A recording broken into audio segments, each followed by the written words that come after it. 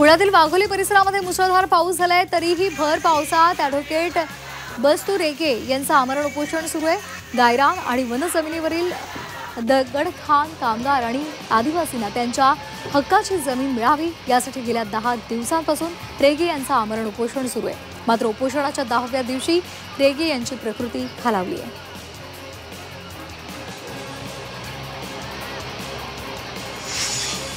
पुण्याच्या भोरमधील रायरेश्वर किल्ला परिसरामध्ये दारू पार्टी करणाऱ्या तरुणांना शिवप्रेमींनी चोप दिला। ट्रेकिंगसाठी जाणाऱ्या शिवप्रेमींना रस्त्याच्या कडेला मद्यप्राशन करणारे परप्रांतीय युवक दिसले। यावेळी शिवप्रेमींनी त्यांना जाब विचारला आणि दारूच्या बाटल्या फोडून त्यांना चोप दिला।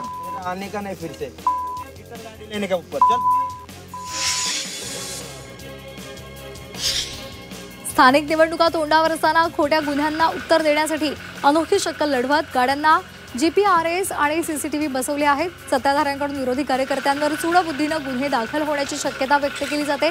याच पार्श्वभूमीवर जनशक्ती शेतकरी संघटनेचे अध्यक्ष अतुल खुपसे पाटील यांनी कार्यकर्त्यांच्या संरक्षणासाठी अनोखी शक्कल लढवली आहे।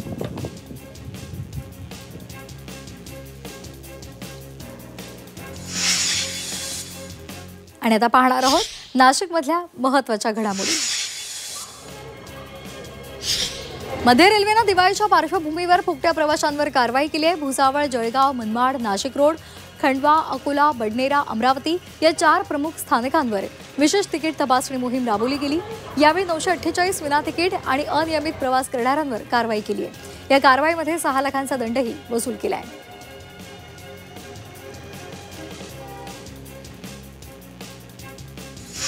नाशिकमध्ये सिंहस्थ कुंभमेळ्याच्या पार्श्वभूमीवर गोदावरी नदीवर बालाजी कोट ते गणेशवाडी भाजी मार्केट दरम्यान रामझुला पादचारी पूल उभारला जाणार आहे। स्वतंत्र पादचारी मार्गाची गरज लक्षात घेऊन हा पूल उभारण्याचा निर्णय घेतलाय। हा पूल नागरिकांसाठी सुरक्षित आणि सोयीस्कर ठरणार आहे।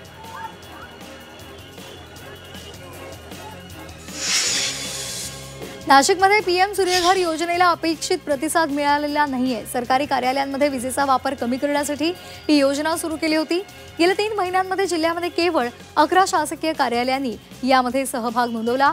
निधी अभावी स्वमालकीच्या इमारती नसल्यामुळे ही योजना रखडली आहे।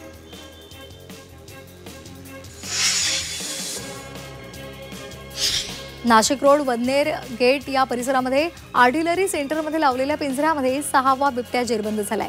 या परिसरामध्ये बिबट्याचा वावर वाढल्याचे दिसतंय, त्यामुळे परिसरामध्ये सध्या भीती व्यक्त केली जाते।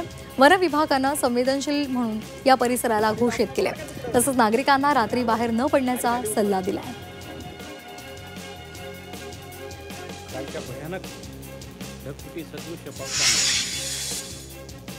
आणि आता जाणून घेणार आहोत छत्रपती संभाजीनगरमधल्या महत्त्वाच्या बातम्या। छत्रपती संभाजीनगरमध्ये दिवाळी सणाला गवळी समाज विशेष परंपरा पाळतो। शहरामधल्या राजा बाजार या परिसरामध्ये रेडे आणि म्हशींची सगर आयोजित केली जाते।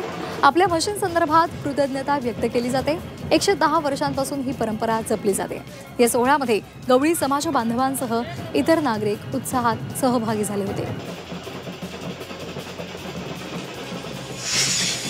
शालेय शिक्षण विभागानं शिक्षणाधिकारी पदावरच्या 10 जणांना शिक्षण उपसंचालक म्हणून पदोन्नती दिली आहे।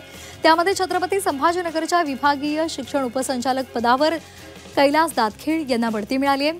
त्याशिवाय इतर 9 अधिकाऱ्यांना राज्यातल्या वेगवेगळ्या आस्थापनांवर पदोन्नती दिल्याचा शासन निर्णय जारी झालाय। कैलास दातखीळ हे जालना जिल्हा परिषदेमध्ये प्राथमिक शिक्षणाधिकारी पदावर कार्यरत होते।